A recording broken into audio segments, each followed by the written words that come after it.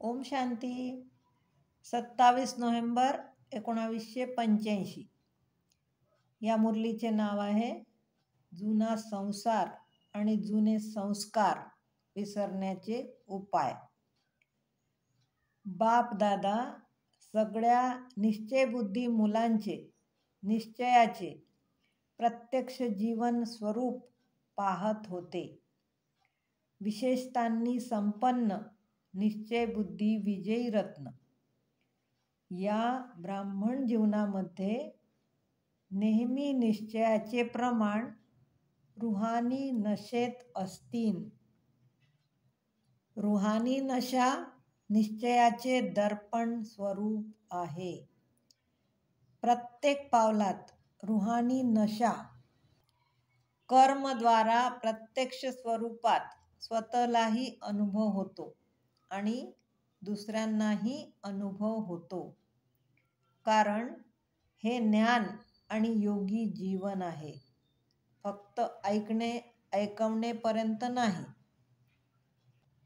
जीवन बनवायचे आहे. जीवनात स्मृती म्हणजे संकल्प, बोल, कर्म, संबंध सगळं येते. अशा रुहानी नशेत राहणाऱ्या आत्म्याचा प्रत्येक संकल्प नेहमी नशेने भरलेला असेल. संकल्प, बोल, कर्म तिन्हीमध्ये निश्चयाचा नशा अनुभव होईल. जसा नशा तशी खुशी चेहऱ्यावर, वागण्यात दिसेल. निश्चयाचे प्रमाण नशा आणि नशेचे प्रमाण खुशी आहे. हा अशरीरी आत्मिक स्वरूपचा नशा आहे.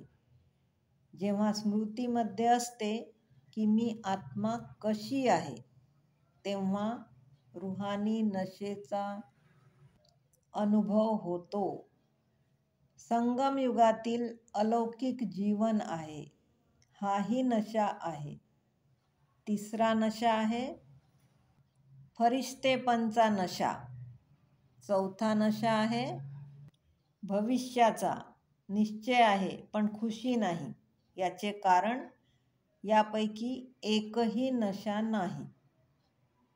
नशा सहजच जुना संसार आणि जुने संस्कार विसरून टाकतो. जुना संसार म्हणजे देहाचे संबंध आणि देहाचे पदार्थ. संसारातील जुने संस्कारही विघ्नरूप बनतात.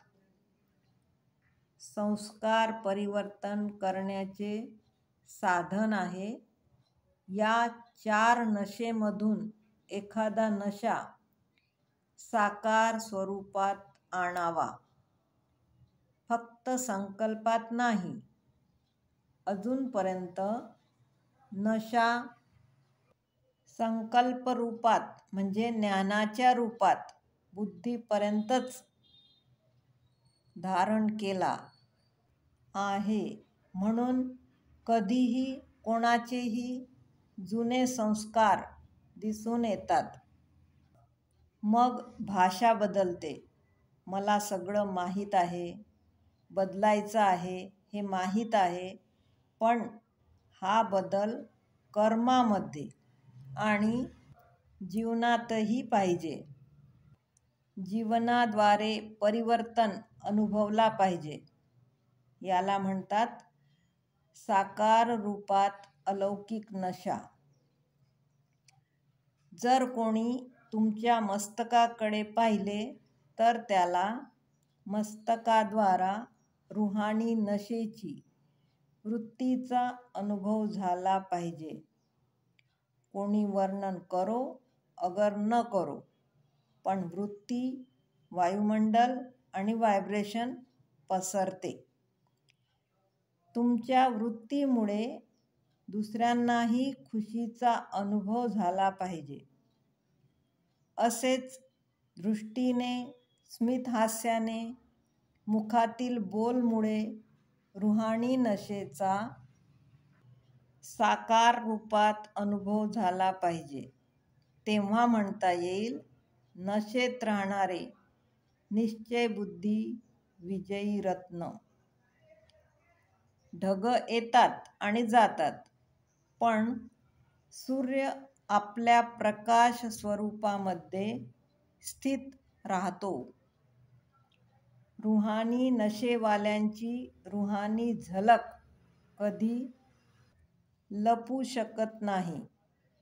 रुहानी नशेची झलक प्रत्यक्ष रूपात अनुभव होते. त्याचे व्हायब्रेशन दुसऱ्यांनाही आकर्षित करते. रुहानी नशेवाल्याचे व्हायब्रेशन स्वतःसाठी आणि दुसऱ्यांसाठी छत्रछायेचे कार्य करतात. यातील एखाद्या नशेला वेगवेगळ्या रूपाने उपयोगात आणा. जितका नशेचा जीवनात अनुभव होईल तितके बेफिकर बादशाह बनाल. बेफिकर बादशाहच्या बादशाहीच्या आत माया येऊ शकत नाही. पहिले स्वतःला प्रत्यक्ष करा, मग बापाला प्रत्यक्ष करा, कारण तुमच्याचद्वारे बाप प्रत्यक्ष होणार आहे.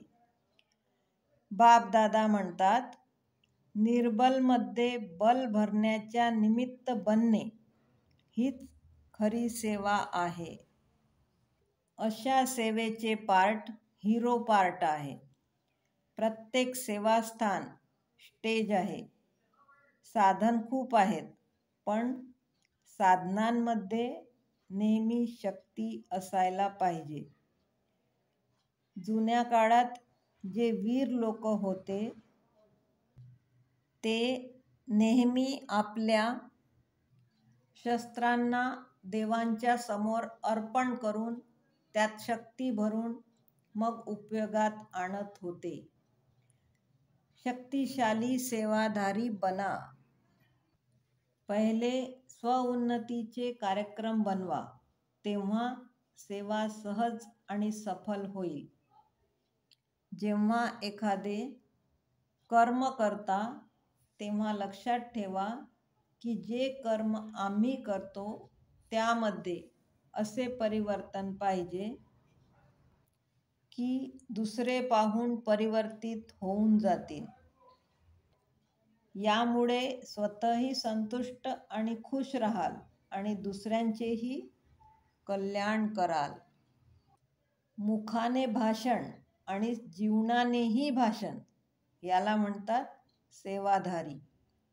जितकी दृष्टी शक्तिशाली असेल तितके अनेकांचे परिवर्तन करू शकाल. नेहमी आपला हा बेहदचा परिवार पाहून खुश होत राहा. इतका मोठा परिवार पूर्ण कल्पात फक्त आताच आहे. एकमत परिवार सतयुगातही छोटा परिवार असेल. बापदादा म्हणतात,